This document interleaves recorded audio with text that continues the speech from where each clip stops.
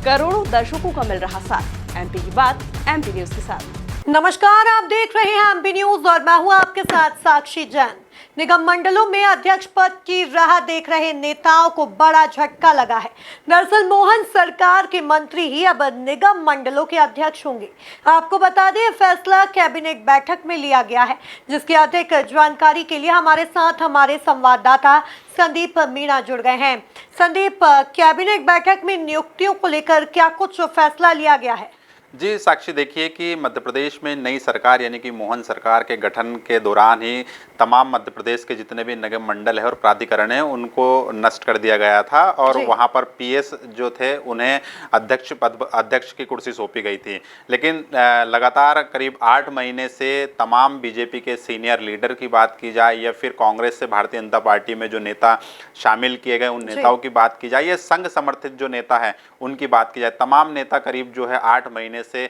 ये इंतजार कर रहे थे कि उन्हें जो है निगम मंडलों में और प्राधिकरणों में नियुक्ति मिलेगी या फिर कह सकते हैं कि अध्यक्ष पद का जो है दायित्व मिलेगा। लेकिन इन तमाम नेताओं की उम्मीदों पर तब जो है उम्मीदों को तब झटका लग जाता है साक्षी, जब कैबिनेट बैठक में मुख्यमंत्री डॉक्टर मोहन यादव ये ऐलान कर देते हैं कि तमाम प्रदेश के जितने भी निगम मंडल हैं उनमें अध्यक्ष अब सरकार के मंत्री ही होंगे। यानी कि साफ तौर पर कैबिनेट मंत्री कैलाश विजयवर्गीय ने जब ये बैठक की ब्रीफिंग की है तो उन्होंने ये ऐलान किया है कि अब मध्य प्रदेश के जितने भी निगम मंडल है उन पर जो है अध्यक्ष मंत्री ही रहेंगे। इंदौर की बात कर ले तो इंदौर विकास प्राधिकरण में जो अब चेयरमैन होंगे यानी अध्यक्ष होंगे वो खुद कैबिनेट मंत्री कैलाश विजयवर्गीय होंगे। ऐसे तमाम जितने भी मंत्री हैं वो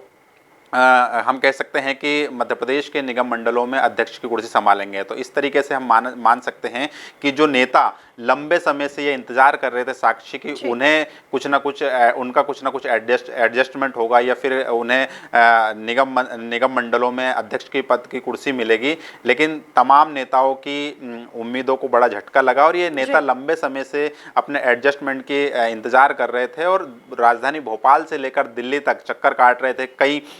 जो है बड़े सीनियर नेताओं के द्वारा अपनी सिफारिश भी करवा रहे थे। ये माना जा रहा था कि दिल्ली आला कमान जो है वो जल्द ही निगम मंडलों पर जो है फैसला लेगा और जिस तरीके से तमाम तरह की बातें की जा रही थी कि निगम मंडलों की नियुक्ति में संघ समर्थित संघ के कोटे से नेता आएंगे और फिर जो कांग्रेस से जो विधानसभा चुनाव और लोकसभा चुनाव के दौरान भारतीय जनता पार्टी में शामिल हुए थे ताकि बीजेपी को जीत मिल सके, उन्हें ये आश्वासन दिया गया था बीजेपी संगठन के दौरान कि उन्हें निगम मंडलों में नियुक्ति दी जाएगी। और हम बात करें बीजेपी के तमाम सीनियर नेता जो लोकसभा और विधानसभा चुनाव के दौरान उन्होंने टिकट नहीं मिलने पर समझौता किया था और बगावत ना दिखाते हुए पार्टी के हित में काम किया था, उन्हें भी आश्वासन मिला था कहीं ना कहीं कि उन्हें आने वाले समय में राजनीतिक नियुक्तियों के द्वारा जो है एडजस्ट किया जाएगा। लेकिन ऐसा नहीं हुआ और इससे उलट चौंकाने वाला फैसला यहाँ पर मोहन सरकार ने किया है और तमाम मंत्रियों को, जो मध्य प्रदेश सरकार के जितने भी मंत्री हैं उन्हें निगम मंडल की कुर्सी पर बैठने का ऐलान कर दिया। तो साफ तौर पर हम देख सकते हैं कि साक्षी, अब मध्य प्रदेश के निगम मंडलों में कोई दूसरा नेता नहीं होगा बल्कि कैबिनेट मंत्री या फिर राज्य सरकार के जो मंत्री होंगे वही निगम मंडलों को जो है रफ्तार देते हुए नजर आएंगे। जी संदीप, जैसा कि आपने बताया कि कई भाजपा के सीनियर लीडर जो थे वो राह तक रहे थे नियुक्तियों की, लेकिन अब ऐसा नहीं है, तो क्या लगता है इससे संगठन में क्या कुछ असर पड़ेगा और सरकार में क्या कुछ बदलाव देखने को मिलेगा? निश्चित तौर पर मैं बात करूं साक्षी, जैसे कि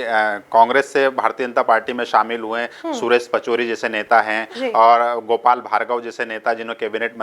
कैबिनेट में शामिल नहीं किया गया था, भूपेंद्र सिंह यादव हैं। ऐसे तमाम बड़े सीनियर लीडर बीजेपी के थे जो ये मानकर चल रहे थे कि उन्हें कैबिनेट में जगह नहीं दी गई है तो उन्हें कहीं ना कहीं निगम मंडलों में जो है नियुक्ति दी जाएगी या फिर उन्हें निगम मंडल की अध्यक्ष कुर्सी पर बैठाया जाएगा। ऐसे कई बड़े नेताओं के नाम थे, संघ कोटे से भी कई बड़े नेताओं के नाम सामने आ रहे थे। पूरी एक लिस्ट बाकायदा जो है तैयार की गई थी और नेताओं के पास जो है लगातार सिफारिश की जा रही थी, ये प्रस्ताव पहुंचाए जा रहे थे कि इन्हें निगम मंडलों का जो है अध्यक्ष बनाया जाए। तो इस तरह की एक प्रोसेस चल रही थी। लगातार मोहन यादव दिल्ली भी दौरा कर रहे थे और जब वो दिल्ली जाते थे निगम मंडलों की नियुक्तियों की सुगबुगाहट तेजी से सियासी गलियारों में देखने को मिलती थी। लेकिन जब ये ऐलान हो गया तो हम बात कर रहे हैं किस तरीके का जो है संगठन में असर देखने को मिलेगा। तो जिस तरीके से हम बात करें कि मुख्यमंत्री डॉक्टर मोहन यादव ने एक बयान दिया था सदस्यता अभियान से पहले कि जो परफॉर्मेंस करेगा उसे कोई ना कोई जो है राहत दी जाएगी या कोई ना कोई जो है जी। उपहार के स्वरूप कहीं ना कहीं एडजस्ट किया जाएगा।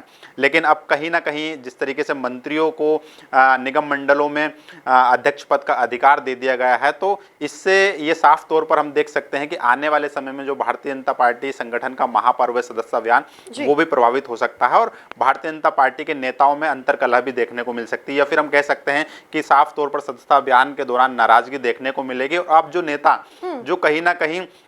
एक निगम मंडलों में नियुक्ति की आस लेकर सदस्यता अभियान में अपनी सक्रिय भूमिका दिखा रहे थे या सदस्य जोड़ने को लेकर लगातार मेहनत कर रहे थे, वो मेहनत कहीं ना कहीं अब कम पड़ती हुई नजर आएगी, क्योंकि जिस तरीके से उनकी जो एक तरीके से उम्मीद थी वो कहीं ना कहीं टूट गई है। तो लिहाजा संगठन पर भी साफ तौर पर असर देखने को मिलेगा और जितने भी बीजेपी के सीनियर लीडर जो कैबिनेट में नहीं शामिल होने से नाराज चल रहे थे, उनकी नाराजगी भी अब साफ तौर पर देखने को मिलेगी। यानी कुल मिलाकर हम कह सकते हैं साक्षी कि आने वाले दिनों में सरकार का डिसीजन कहीं ना कहीं संगठन के ऊपर भी भारी पड़ सकता है। और जिस तरीके से